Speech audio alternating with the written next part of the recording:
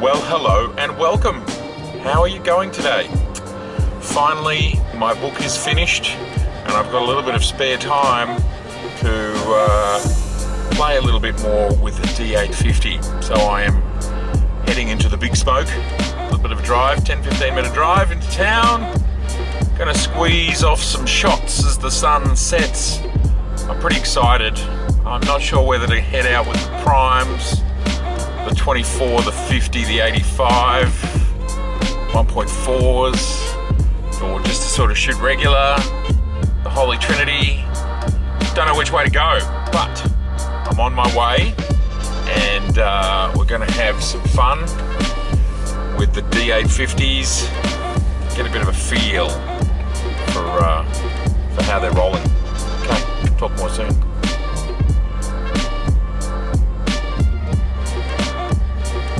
Talk more soon. Talk more soon. So here's the file opened in Photoshop with the Photoshop converter. I just want to show you what the 70-200 at 2.8 is looking like. We're at 185 mils. If we just zoom in here and you can just see the absolutely glorious separation between here, the trees and the electricity poles. Look at this, is at 100%, looking amazing, and then just falling off and soft. And then of course here's the city in the background. But just look at this gorgeousness. Oh my goodness, it's amazing. I love it. Okay, well, here we are in town. It's full wide and testing out. Not the one. One and two. There's the other one. One and two. So we've got the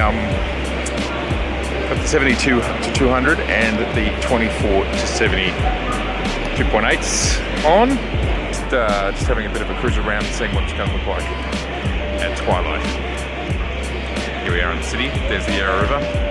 And yeah, take some shots and have a bit of a talk about it. But I've got to say, very excited about the focus. I know I've talked about it already, but I've got some more thoughts about that. Well, here we are in some of the laneways of Melbourne, just testing out dynamic range and handheld VR, pushing things to the absolute max. But here we are in a pretty cool laneway, and getting some nice stuff.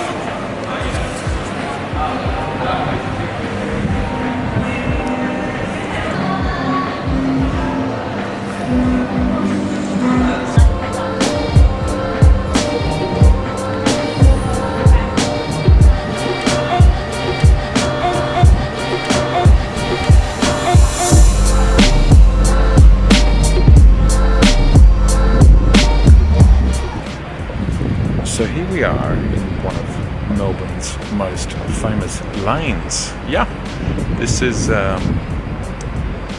Hosier Lane and Rutledge Lane, and they are graffiti packed. Thought I'd whiz in here for a second and do some low light handheld 64 ISO shots. Just see what the Nikon D850 looks like. Pretty exciting. I'll show you some quick vision. Here it is. I have to say, this laneway was far more impressive 10 years ago than it is today. It's lost a lot of its charm. But still, if you're here during the day and it's not too cold, even if it's cold, there are tourists everywhere. Oh my goodness. See-through. I like a bit of see-through. Might be a little bit windy, sorry about that.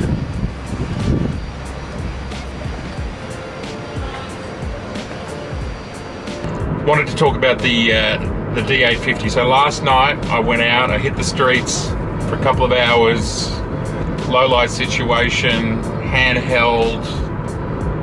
The focusing system is blowing my mind. It is far superior to the D810, not even on the same channel. I found myself acquiring focus and thinking nothing had happened. And what I worked out was, because what I would do is I'd go, oh, I didn't hear anything, I didn't see anything change.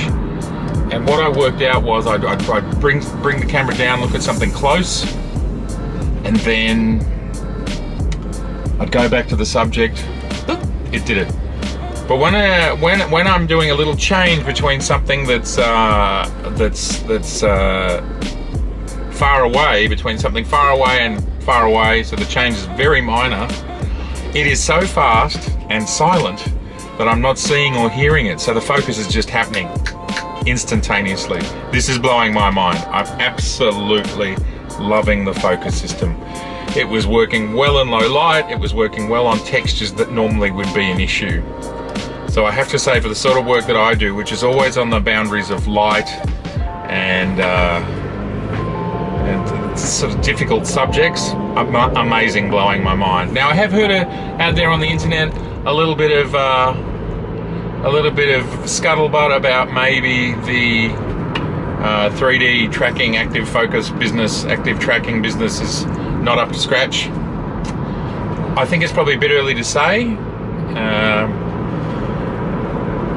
For me, for the style of photography I do, which is not sports and those sorts of things, not following birds and so on, and it's actually a system that I've never used because I never found it was good enough anyhow with previous cameras like the D4 and the D810. So in regards to that stuff, I don't know and I don't mind. But right now I'm finding the focus system absolutely out of this world and I'm loving it so much. Let's talk dynamic range and picture quality. So the picture quality is absolutely amazing. I'm seeing files that I just really like the look of them. The JPEGs that are coming straight out, you get your exposure right, they are looking fantastic. Color is good, dynamic range is good. It's fixed obviously, but it's great. And then the raw files, still not using my traditional workflow that I'm used to, aperture, etc. May never be the case, may never happen.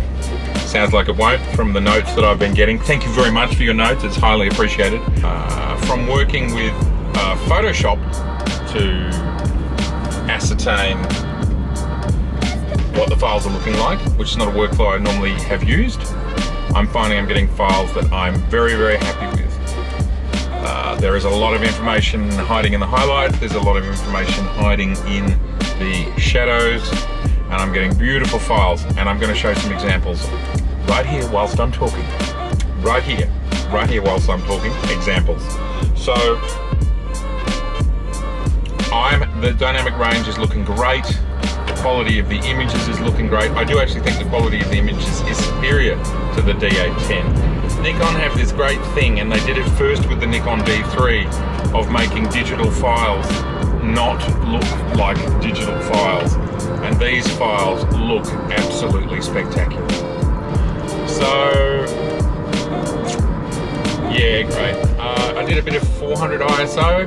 Doesn't look really with the sort of work that I'm doing. And I'll show you. It doesn't look really any different to the 64 when you're not pixel peeping. And I haven't pixel peeped yet, but the files just look fantastic.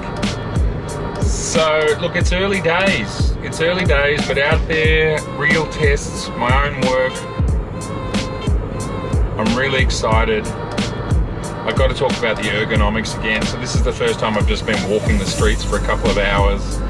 And I have to say again, the ergonomics are spectacular. Love the way it feels in my hand. And because I'm walking around and holding the camera in my hand for hours on end, it means something, what it feels like. It means something, how big the grip is. So yeah, I'm just loving the ergonomics. I'm loving the way it sounds, the way the shutter works. There's some magic fairy dust they put in the high level shutters to just make you feel really good about it. And yeah, it's amazing. So there's some of the tentpole issues for me. The focus system, the dynamic range, the ISO, and the way the ergonomics. Love the ergonomics. Love the new positioning of the ISO button. I think that's good. I'm still getting used to it. I was jumping off over to the left-hand side to change ISO, and there it was up near the record button and the shutter release button. But that's okay. That's okay, we learn new things. Of course, I look forward to your questions, and I'll keep pushing through different lenses as well. Don't forget, of course, subscribe. Here's my social media stuff. So don't forget to check me out on Instagram and Facebook, because there's always new things going up there for us to share with the world. And yeah, look forward to seeing you next time. Take it easy.